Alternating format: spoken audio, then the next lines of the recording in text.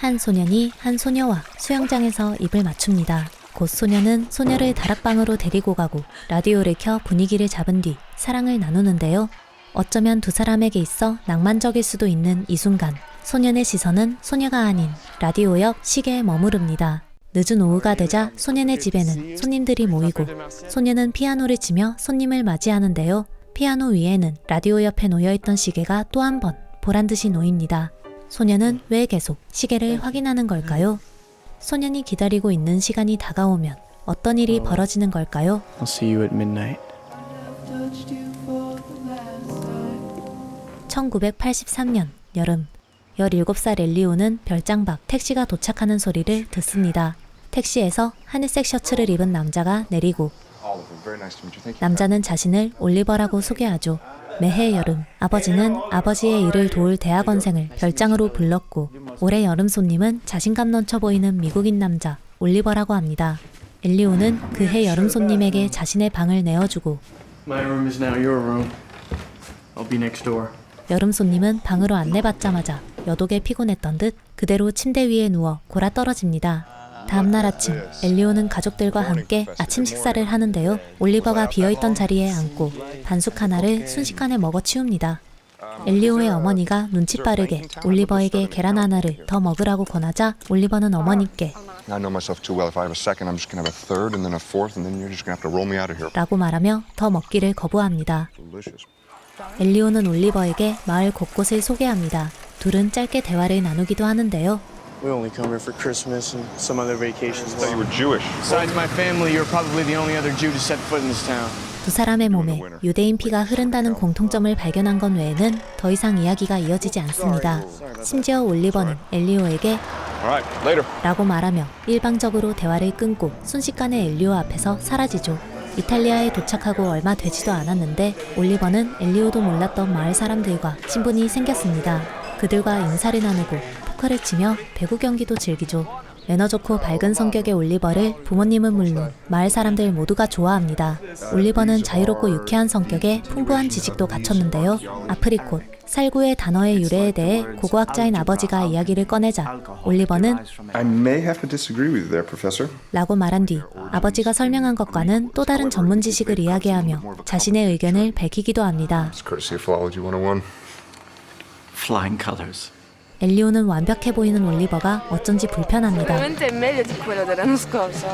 그에게서 시선을 거두지 못하면서도 불쾌한 감정도 감추지 못하는데요. 올리버가 자신의 어깨에 손을 올리자 몸이 잔뜩 경직되죠. 곧 여자친구인 마르치아가 자신을 쓰다듬어주지만 불편한 듯 자리를 바로 떠나버립니다.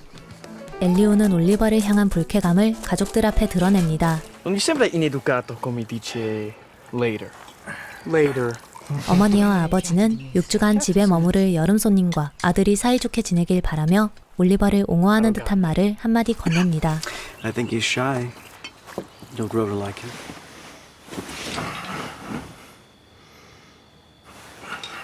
기타와 피아노를 즐겨 치는 엘리오는 그날 아침에도 기타를 연주하는데 올리버가 말을 겁니다. Sounds nice. Play it again, will you? 엘리오는 올리버가 그의 연주를 마음에 들어하자 피아노실로 발걸음을 옮겨 그곳으로 올리버를 부르고 올리버에게 바흐를 들려주죠. 엘리오는 이내 깨닫습니다. 그렇습니다. 엘리오가 올리버를 불편하게 여겼던 것은 올리버가 싫어서가 아닌 올리버가 자신을 싫어할까봐 신경 쓰였던 것입니다. 엘리오와 올리버는 점차 많은 대화를 나누기 시작합니다. 올리버는 자신의 논문에 대해 엘리오의 의견을 묻기도 하죠. Does that make any sense to you? Doesn't make any sense to me.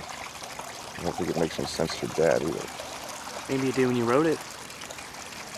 That might be the kindest thing anybody has said to me in months. 그러던 어느 날 밤, 엘리오는 친구들과 다 함께 야외 파티에 참여하는데요. 올리버가 키아라와 입을 맞추며 춤을 추는 것을 보고 지금까지 느껴보지 못했던 감정을 느낍니다. 다음날 아침, 엘리오는 일부러 올리버에게 키아라에 대한 이야기를 꺼냅니다. I saw her naked on a night swim once. Great body. Trying to get me to like her? Just don't play at being a good host. 하지만 언제나 친절하고 매너 좋던 올리버는 엘리오의 말에 날카롭게 대응하죠. 고고학자인 아버지는 오늘 물속에서 새롭게 건져냈다는 역사 속 흔적을 만나기 위해 유적지로 향하고 엘리오와 올리버는 아버지를 따라 호수로 발걸음을 옮기는데요. 엘리오는 올리버에게 악수를 청하며 말합니다. Vegua. Hey, boys. 그리고 그날 둘은 만난 이후 처음으로 함께 즐거운 시간을 보냅니다. 엘리오는 점점 올리버가 신경 쓰입니다. 피아노를 치면서도 책을 읽으면서도 올리버를 떠올리죠. 올리버의 방 앞을 서성이기도 하는데요. 가정부 마틸다가 2층으로 올라오는 소리가 들리자 자기 방으로 재빨리 들어가 책을 읽던 척 연기합니다. 엘리오는 올리버가 매일 무엇을 하고 어디에 다니는지 궁금합니다. 발코니에 서서 어디론가 걸어가는 올리버를 가만히 내려다보기도 하죠. 비가 보슬보슬 내리던 날, 어머니는 소파에 앉아 가족들에게 소설을 한 권 읽어줍니다. 공주와 사랑에 빠진 젊은 기사의 이야기인데요. 기사는 공주에게 자신의 사랑을 드러내는 것이 좋을지 어떨지 고민합니다. 기사는 공주에게 묻습니다. Is it better to speak or to die? I'll never have the courage to ask a question like that. 엘리오는 기사와 공주의 이야기를 잊지 못하고 올리버에게 소설 이야기를 꺼내는데요. 올리버는 그 이야기를 알고 있지만 엘리오에게 다시 한번 결말을 물어봅니다. So does he speak? 엘리오는 대답하죠. No. 정막을 깨고 올리버는 엘리오에게 마을에 같이 물건을 사러 가자고 말을 꺼내고 엘리오는 흔쾌히 올리버와 함께 마을로 향합니다. 두 사람의 자전거는 광장에서 멈추고 올리버가 광장에 새겨져 있는 세계 1차 전쟁 추모 동상에 대해 묻자 엘리오는 17만의 청년들이 피 흘린 역사에 관해 상세하게 알려주죠. 올리버는 묻습니다. Is there anything you don't know? 엘리오는 대답하죠.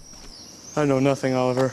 Well, if you only knew how little I know about the things that matter. I'm not going 엘리오의 갑작스런 고백에 올리버는 잠시 말을 잇지 못하고 곧 엘리오에게 경고합니다. It means we can't talk about those kinds of things. 그렇게 둘은 아무 말 없이 자전거로 마을 곳곳을 돌아다니다 작은 호수에 도착합니다. 엘리오는 그곳을 자신의 비밀 공간이라고 소개하고 둘은 잠깐 물장난을 치고는 잔디밭에 누워 햇살을 즐기죠. 그런데 그때 갑자기 올리버가 엘리오의 입술을 쓰다듬고 둘은 자연스럽게 입을 맞춥니다. 하지만 올리버는 이내 Just don't. I know myself, okay? And we've been good. I want to be good. 라고 말하며 엘리오를 밀어냅니다. 집에 도착한 둘은 가족들과 또 다른 손님들과 함께 마치 아무 일도 없었던 듯 식사를 하는데요. 정신적으로 피곤했던 탓일까요? 엘리오의 코에서 피가 주르르 흐릅니다. No, niente, succede. 부모님은 대수롭지 않게 생각하지만 올리버는 엘리오가 걱정되고 자리에서 일어나 엘리오를 찾습니다. It wasn't my fault, right? 엘리오는 올리버가 자신의 발을 마사지 해주는 동안 올리버의 목에 걸린 유대인 표식 목걸이를 슬쩍 만집니다. 그날 이후로 엘리오는 지금까지 숨겨두었던 자신의 목걸이를 목에 걸고 다니기 시작하죠. 어머니는 엘리오의 변화를 빠르게 눈치챕니다. 그리고 알려줍니다. Tu l'aimes bien, non, Oliver? Je crois qu'il t'aime bien aussi. Plus que toi. 올리버는 언제나 밤늦게 어딘가로 나가고 엘리오는 그가 돌아오기만을 기다립니다. 하지만 새벽 무렵 도착한 올리버는 엘리오에게 한마디 말도 걸지 않고 엘리오의 방문을 무심하게 닫아버리죠. Traitor. 엘리오는 마음을 바꾸기로 결심하고 마르치아에게 전화합니다. 그리고 마르치아와 데이트를 하며 하루 종일 함께 즐거운 시간을 보내죠. 하룻밤을 보내기도 하는데요. 그렇듯 분명 기분 좋은 시간을 보냈는데도 불구하고 엘리오는 올리버를 향한 마음을 접지 못합니다. 곧 그에게 작은 쪽지를 보내기도 하죠. Can't stand the silence. I need to speak to you. 그리고 다음날 올리버가 쓴 답장을 발견합니다. Grow up. I'll see you at midnight. 엘리오는 그때부터 틈만 나면 자신의 손목 시계를 확인합니다. 마르치아와 은밀한 시간을 보낼 때도 시계를 확인하고 또 확인하죠. 집에 방문한 손님들을 환영하기 위해 피아노를 칠 때도 시계를 멀리 두지 않습니다. 그리고 다가온 자정. 손님들이 떠나는 것을 바라보다 건너편 발코니에 올리버가 서 있는 것을 발견합니다. 엘리오는 곧 올리버가 있는 발코니로 발걸음을 옮기고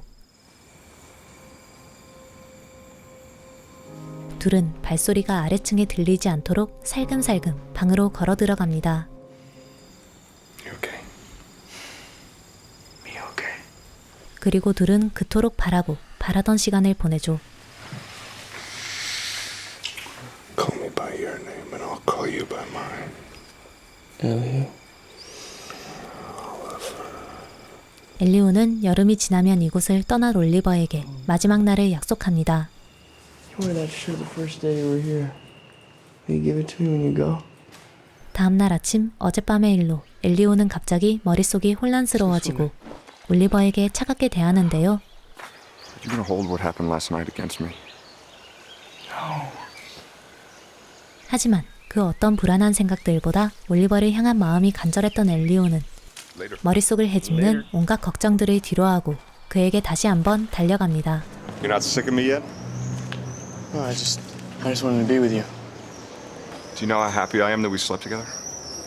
I don't know. Are you happy I came here? I'd kiss you if I could.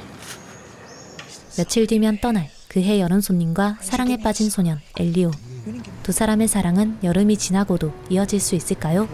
누군가를 사랑하면 느끼게 되는 강렬하고도 민감한 감각들을 섬세하게 또 아름답게 담은 영화 Call Me By Your Name이었습니다. 제가 영화 속 가장 좋아하는 장면은 마지막 엔딩 장면입니다. 올리버를 연기한 아미 해머 또한 엔딩 씬을 베스트 씬으로 꼽기도 했죠. 하지만 영화를 보시지 않은 분들께는 스포일러가 될 수 있으니 엔딩 씬 이야기는 다음 주 비하인드에서 자세히 다루도록 하겠습니다. 엔딩 씬 다음으로 좋아하는 장면은 바로 엘리오가 올리버의 옷을 입고 폴짝폴짝 뛰는 장면입니다. 엘리오는 부모님의 손님들이 생일 선물로 준 옷을 너무 크다는 이유로 입지 않습니다. I'd like you to wear that shirt they gave you for your birthday. No. Darling, they got it in Miami. 정작 입으면 그다지 크지 않은데도 옷을 입지 않겠다며 아버지와 실랑이를 벌이기도 하죠. 반면 올리버의 셔츠는 크기가 너무 커서 펄럭일 정도임에도 불구하고 오히려 기분 좋은 듯 셔츠를 입고 마당을 폴짝폴짝 뛰어다닙니다. 영화에는 사랑이라는 단어가 단 한 번도 등장하지 않는데요. 이러한 세심한 장면들로 두 사람의 사랑을 충분히 짐작할 수 있었습니다. 또 두 사람이 서로를 향한 사랑을 확인하고 늦은 새벽 속마음을 털어놓는 장면도 좋았습니다. I'll be wasting so many days. Why didn't you give me a sign? You didn't give me a sign. 내가 좋아하는 사람이 나를 좋아한다 는 기적을 발견한 두 사람의 대화에서 온전하고도 완전한 행복을 느꼈기 때문입니다. 엘리오를 연기한 티모시 샬라메가 꼽은 영화 속 최고의 장면 좋아하는 대사는 무엇일까요? Call me by your name and I'll call you by mine. 감독과 원작자, 배우들이 말하는 Call Me By Your Name은 어떤 의미이며 영화는 어떤 과정을 거쳐 만들어진 걸까요? Call Me By Your Name 비하인드는 다음 주에 계속됩니다. 지금까지 무비필이었습니다.